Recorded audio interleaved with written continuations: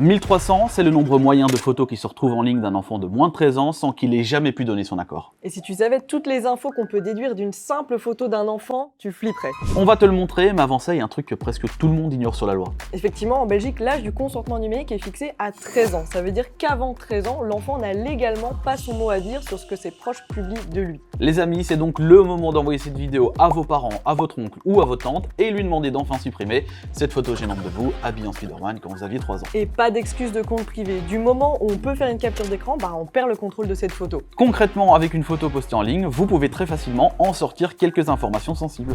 On va faire le test avec une simple photo qui a été générée. C'est la photo type d'un enfant qui rentre pour la première fois à l'école et ses parents ont posté ça sur les réseaux. Déjà, première chose, son visage. Aussi, son prénom qui se retrouve sur son torse, ainsi que dans la bio.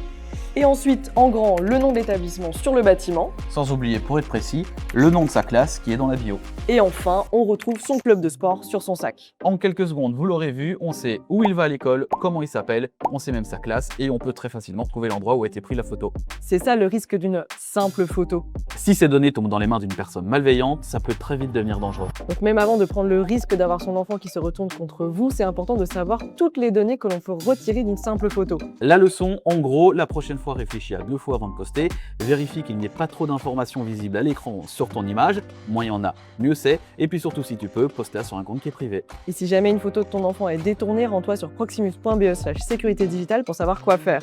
À bientôt. À bientôt.